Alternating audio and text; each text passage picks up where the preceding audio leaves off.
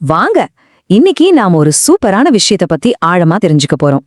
நம்ம தமிழ்நாட்டோட பெருமை, விவசாயிகளுக்கு ஒரு வரப்பிரசாதம்னு சொல்லப்படுற சேலம் கருப்பாடுகளை பத்தி தான் பார்க்க போறோம். பொதுவா ஆடு வளர்ப்ப ஏழையோட பசு அப்படின்னு சொல்லுவாங்க.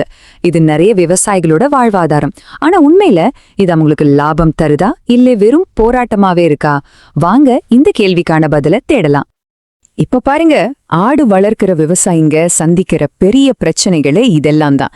சரியான தீவனம் கிடைக்காது, ஆடுகளோட எடை ஏறாது, சில சமயம் குட்டி போடாது, அதுலயும் முக்கியமா பிறந்த குட்டிகள்ல நிறைய இறந்து போயிடும். இதெல்லாம் நேரடியா அவங்களோட வருமானத்தை பாதிக்குது. இந்த தடைகளை தாண்டறதுதான் முதல் படி. ஆனா நாம இப்ப பார்த்த எல்லா பிரச்சனைக்கும் இயற்கையாவே ஒரு தீர்வு இருந்தா எப்படி இருக்கும்? ஆமாங்க, அப்படி ஒரு இனம் இருக்கு. அதுதான் நம்ம தமிழ்நாட்டோட நாட்டு இனமான சேலம் கருப்பாடு. வாங்க அத பத்தி இன்னும் டீட்டெயிலா பார்க்கலாம். இந்த படத்துல பாக்குறீங்களே, இதுதான் நம்ம சேலம் கருப்பாடு. உயரமா கம்பீரமா முழுக்க கருப்பு நிறத்துல இருக்கு பாருங்க. தமிழ்நாட்டோட வெயிலையும் வறட்சியையும் அசால்ட்டா தாங்கி வளரக்கூடிய ஒரு அற்புதமான இனம். அதனாலதான் நம்ம ஊர் சூழலுக்கு இது ஒரு பெர்ஃபெக்ட் மேட்ச். இதோட உள்ளூர் பேரு கருப்பாடு. பேர்லயே எல்லாம் இருக்கு. கருப்பு நிற ஆடு, சிம்பிள். இந்த பேரே இது சேலம் மாவட்டத்தோட பூர்வீக இனம்னு நமக்கு சொல்லுது. இந்த நம்பர்ஸ கொஞ்சம் பாருங்களேன். ஒரு வளர்ந்த கிடா ஆடு சுமார் 38.5 கிலோ வரைக்கும் வருது. பெட்ட ஆடு கிட்டத்தட்ட 29.5 கிலோ. இது என்ன சொல்லுதுன்னா, இறைச்சி உற்பத்திக்கு இது ஒரு சரியான சாய்ஸ். உயரமா நல்ல திடகாத்திரமா இருக்கிறதால இது நல்ல லாபத்தை கொடுக்கும். சரி, இதோட சூப்பர் பவர்ஸ் என்னன்னு பார்க்கலாமா? முதலாவது, நம்ம ஊர் வெயிலுக்கு அசராம வளரும். ரெண்டாவது, இதோட இனப்பெருக்க திறன். கிட்டத்தட்ட 40% ஆடுகள் இரட்டை குட்டி போடுமா. வெறும் 10 மாசத்திலேயே குட்டி போட தயாராயிடும்.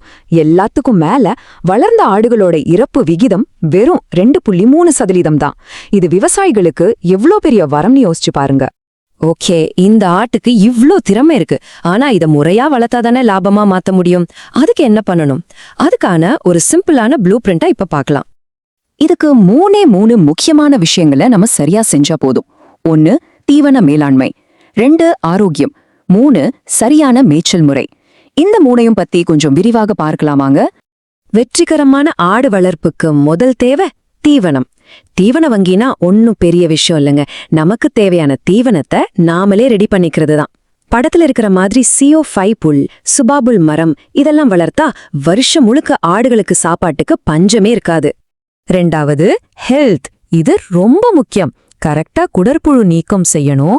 பிபிஆர் மாதிரி நோய்களுக்கு தடுப்பூசி போடணும்.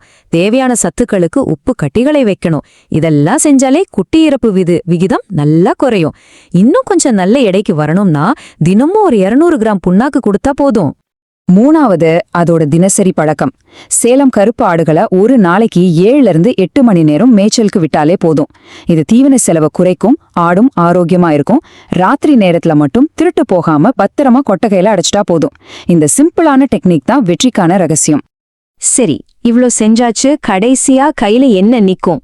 பொருளாதாரம் என்ன சொல்லுது? வாங்க இப்ப கணக்க பாப்போம். பெருசா முதலீடு பண்ணி ஆரம்பிக்கணும்னு அவசியமே இல்ல. சின்னதா ஒரு 10+1 யூனிட்ல இருந்து ஆரம்பிக்கலாம். அப்படின்னா 10 பெட்டை ஆடுகளும் ஒரு கிடா ஆடும். இதுதான் தொடக்க நிலையாளர்களுக்கு ரொம்ப ஏற்ற ஒரு முறை. இந்த டேபிள பாருங்க. தீவனத்துக்கெல்லாம் சேர்த்து ஒரு வருஷத்துக்கு மொத்த செலவு சுமார் 43,000 ரூபாய்னு வச்சுக்கலாம்.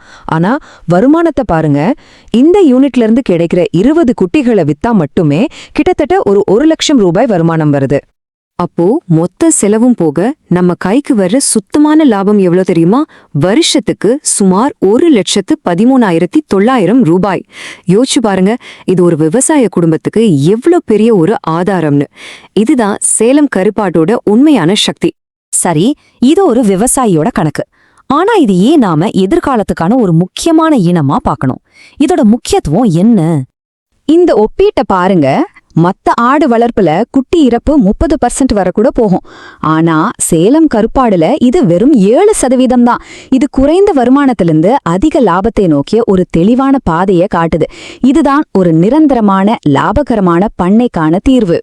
விஞ்ஞானிகளும் என்ன சொல்றாங்கன்னா, இந்த இனம் மரபணு ரீதியா ரொம்ப ஸ்ட்ராங்கா இருக்கு. இதுக்கு எந்த பாதிப்பும் இப்போதைக்கு இல்லைன்னு உறுதிப்படுத்துறாங்க. அப்படின்னா இதோட எதிர்காலம் ரொம்ப பிரகாசமா இருக்குன்னு அர்த்தம்.